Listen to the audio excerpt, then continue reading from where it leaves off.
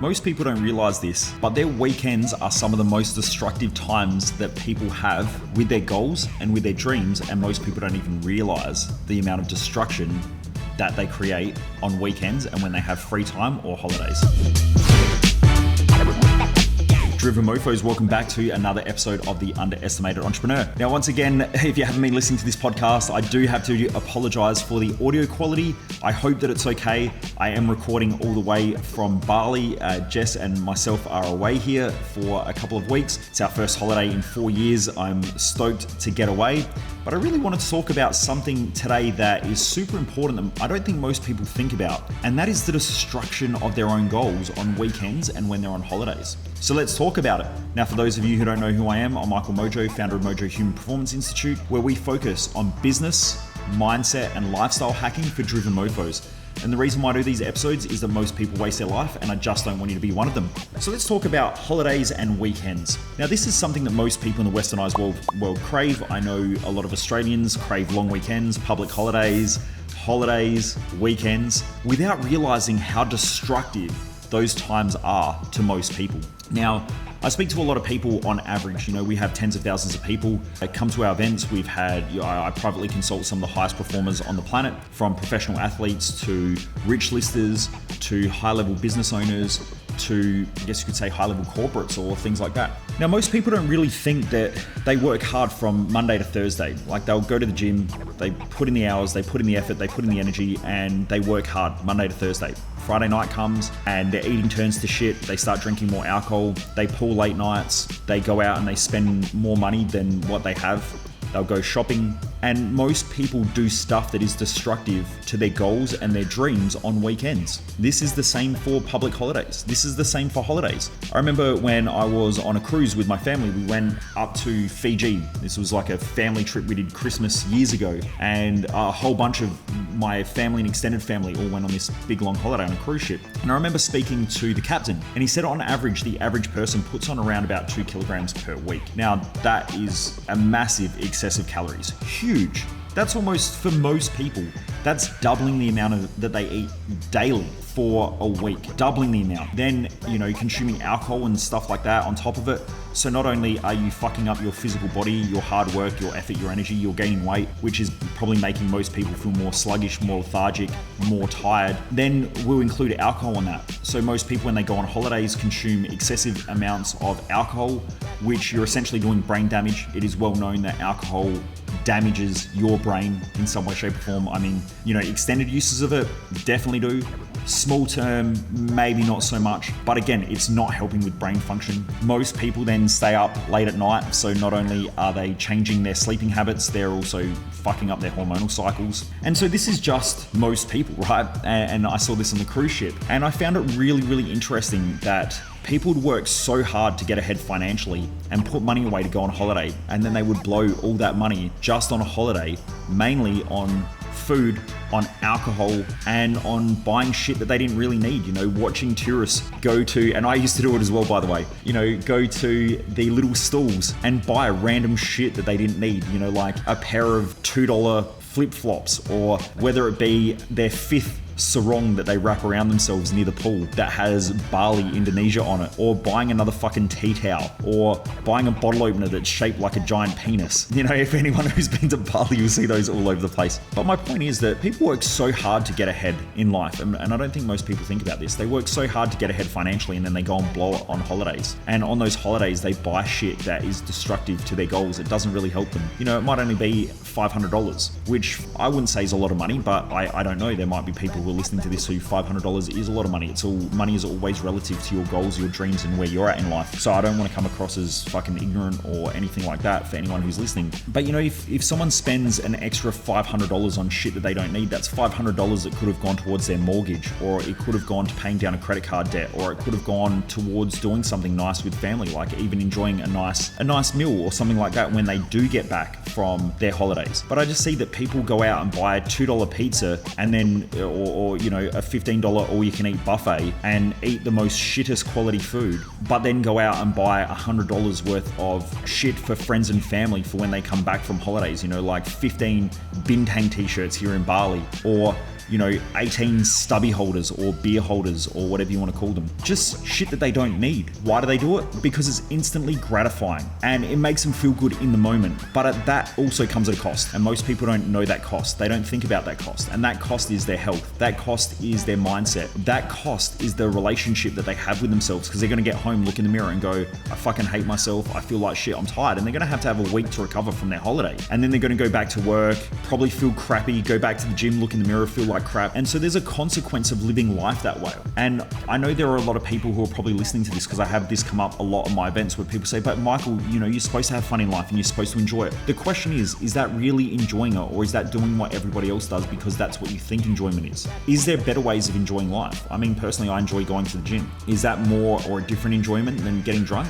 I don't know, because I used to get drunk all the time and I thought that was fun. Now I would much prefer to go out for a nice dinner with friends, and I find that a lot more enjoyable than me going out and drinking until 3 a.m. in the morning. So I think it's all a mindset pattern. It's a mindset shift, and it's your mindset that dictates what you find fulfillment in and what you enjoy in life. And if you're someone who gets back from your holidays or after weekends and you feel like shit because of the choices that you consistently make, then maybe it's time to make new choices. And how do we do that? We need to change our mindset. If we change our mindset around what we call fulfilling, then it's different. I had someone only recently who I know reasonably well, and their idea of enjoyment is talking about how much they drink. And that's what they talk about consistently. They'll just go, I drank like 18 beers last night. I'm feeling a bit seedy today. And they think that that's enjoyable. Now, I don't enjoy listening to that. I try and change the subject, because I don't really give a shit how much they drink. Like, I don't think you're more of a human or less of a human because you drink more or less than somebody else. That's not my idea of any form of enjoyment. But for this person, it is. And then, I have to ask the question. Unfortunately, I'm not close enough to them, and I haven't spent enough time with them where I can push that button and try to open them up a little bit to maybe thinking differently. But what I will say is that person is the same age as me, and they look about 40 years older than me. Actually, I'll say they probably look about 10 to 15. No, I would say they look around my dad's age, which is almost 20 years older than me, which I find mind-blowing, okay? And that's what happens when you just live life based on immediate gratification. You will age a lot faster. And I can go into a lot of this stuff on maybe another podcast episode. I know I go into it when I do talk about health, because there is a direct correlation between the way you think and your telomeres. And so aging has a lot to do with stress. And the more your mindset engages in activities that create high volatility, whether it's volatile eating patterns, whether it's volatile exercise patterns, whether it's volatile spending patterns and financial patterns, whether it's volatile relationships, you will age faster. And the reason why that happens is because it impacts the telomeres on your DNA. There's more and more evidence becoming available for this now. So this is something to really think about. If you want to live a great life and you want to enjoy life, are you really enjoying life? And sometimes you've got to ask that question. I remember being around about 25 or 26, and I was going out partying every weekend and drinking a couple of nights a week. And I just got to the point where I went, there's something more important than life than this. And I got really, really clear on my mission. I got really, really clear on my purpose. I got really, really clear on my success map, which is what I teach at our Thrive Time event. If you haven't grabbed your tickets for that, by the way, make sure you grab it. It's our last event for the year, is our Thrive Time event in Adelaide. It's the last Thrive Time event of the year that you can get access to. I guarantee that event will change your life. In fact, it does come with a money back guarantee. But getting clear with what I teach at that event was the thing that changed my life. I just realized I had all these shitty habits and these shitty patterns that weren't helping me to achieve the things that I wanted. And I had to make a choice. Was I looking for immediate gratification, or was I looking for gratification in the ongoing pursuit and the mission that I had in life, or the ongoing pursuit of my mission? Now, every day, if I keep walking closer to my mission, I feel fulfilled, and I get to enjoy life because I get to live my values each and every day. And that's why even when I'm on holidays, I don't really change my habits too much. I don't really go out and drink more. In fact, my nutrition cleans up when I'm on holidays. I end up eating better when I'm on holidays, not worse. I think by working a lot at home, my diet starts to change a little bit, because sometimes I can use food as something that gives me a little bit of a reward, especially if I'm overworking and working too hard. Whereas when I'm on holidays, I'm a lot more chilled, so I tend to clean up my diet. I tend to exercise more. And so I come back from holidays feeling more inspired. I feel more alive. I feel better about everything in my life because I clean up my habits when I'm on holidays. holidays, which is the complete opposite of what most other people do. But the thing that helped that was me getting really, really clear on my mission, my purpose, and understanding my values. Because even when I come on holidays, I still live my values. I still work towards my mission. I still live my purpose. I just change some things. Like, I will go out and do different things. I will go out and enjoy different restaurants. I will try new things. And I really enjoy that. That's enjoyable to me more than getting pissed and having late nights and running amok and doing crazy shit. But that all came after getting really, really clear with my mission. So anyway, I wanted to come to you with this episode because I just hope that you're thinking differently. And this podcast is for driven mofos. This is for people who are driven to achieve more. And I don't want you to think that I'm criticizing anyone out there as well. Like, if you do want to drink, that's fine. I mean, I still go out and I'll drink every now and again, but I choose to do that. It's not something that I feel I have to do all the time. And it's something that I can control. It doesn't control me. But there are a lot of people out there who have to have a glass of wine at nighttime to relax. Yet it doesn't relax you. It dulls you. So alcohol doesn't relax you. It dulls you. So you feel more dull. Your brain starts slowing down. And so because of that, you become more aware of your thoughts. Your brain's, not as erratic. But when you try to go to sleep at nighttime, it affects you. Alcohol affects the way you sleep. There is so much evidence these days to show that it affects your deep sleep, so you have less recovery. And over time, your mind becomes more foggy, more clouded. You have less ability to make decisions.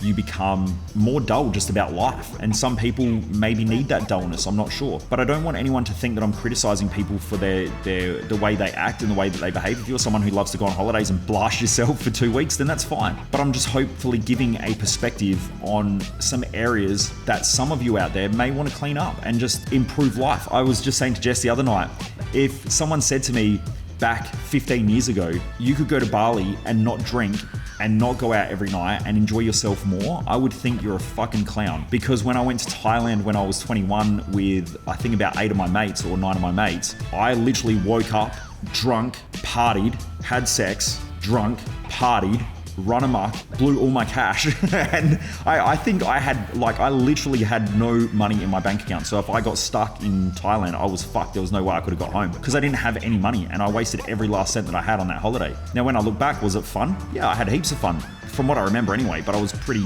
out of it most of the time anyway because I was so drunk. But I would go to bed with the fiercest, I won't say hangover, but I was like the room was spinning, like I was backflipping through the air because I was so drunk. And then I'd wake up in the morning and the only way to get over a hangover was to drink again. And so I would just do that, and I thought that was super enjoyable. Anyway, Jess and I had a laugh at that looking back 15 years ago, and when I met her over a decade ago, I just drank all the time. And if someone told me that I could have a holiday or have weekends without drinking and still enjoyed myself, I would have thought you were fucking mad. But it all comes down to changing what you're trying to achieve in life. If you're really, really clear with your mission, your purpose, your values, you've got clear goals, you surround yourself and put yourself in the right environments, you'll change and you adapt to that environment. Now, most of the people I hang out with don't really drink, and a lot of us do business and things like that, and I find that that's more enjoyable. If we have a glass of wine, we'll have a glass of wine, but that's completely different from the environment that I put myself in when I was younger. So anyway, it's something to think about, Driven Mofos. Also, if you haven't already done so, please rate and review this podcast. If you're enjoying it, all you need to do is click on the little star. You can give it a 5-star review if you are enjoying it, or however many stars you would like. But all you need to do is just click on the little star review on whatever podcasting platform you're listening to it on. If you're enjoying these episodes anyway, I would really love you to do that because it gets it out to more people. We can help more people, and hopefully these episodes are helping you. I hope they're helping you to push you a little bit harder to step up and maybe reconsider some of your ideas. But like I said, if someone told me 15 years ago that I could enjoy a holiday without drinking, I would have thought you were fucking mad. So I get it. If you're in that position now and you're thinking, what a weirdo, you can go on holidays and you're not overeating and you're not over drinking, you're not overspending, what's the point of a holiday? That's cool. But it might also be time, and there might be some of you out there who are listening and thinking, you know what, weekends are probably some of the most destructive times that I have, and I do fuck up my goals a lot on weekends. So maybe I need to change the way that I live weekends. Maybe I need to change the way that I'm living life. Maybe I do need to surround myself with different people. Maybe I need to get clear with my values, my purpose, and my mission. Maybe you might want to come to Thrive Time, our Thrive Time event. But I guess I wouldn't be where I am today if I didn't have those tools. So that's why I encourage people to do it, because I still use those tools. In fact, I've got my little journal sitting right here now. So if you're watching on YouTube, you'll see my little journal here. I take it everywhere I go, even when I'm on holidays, because I still spend a lot of time using the tools from Thrive Time to keep me pushing forward. Because I know that if I lack focus and I don't have clarity, my life ends up in mess and chaos. and I don't know what to do, and I start comparing myself to others and I start judging myself, and then I want to go out and eat more, and then I feel like shit about myself, then I start beating myself up, and it ends up going in a downhill spiral versus the spiral that I like going in, which is uphill. You know, I like those little peaks and troughs heading in the right direction versus the peaks and troughs heading in a downhill direction, which is most people in their life. So anyway, I hope you're enjoying this podcast, Driven Mofos. I look forward to you joining me back here on the next episode. Also, if you haven't already done so, please share this podcast with one person this week. Our numbers and our ratings have gone up substantially, and I know that it's because of each and every one of you out there who are listening to this podcast, who have been sharing it with your friends, your family, and your work colleagues. It makes a massive difference, and I love doing these podcasts because I love getting this information out to other people and helping other people to think differently and achieve more. And the more you keep sharing it, the more I'll keep doing these episodes. So, you know, I really do appreciate all of you out there who are sharing it. So if you can, just share it with one person this week, let someone know about it. And I have had plenty of people contact me and say this person shared it with me. So I do thank you, and I know who you are because people do message me and say, this person put me onto your podcast. So I do appreciate it. Thanks very much, Driven Mofos. Have a great day, and I look forward to you joining me back here again on another episode of The Underestimated Entrepreneur. Take care, Driven Mofos. Yeah.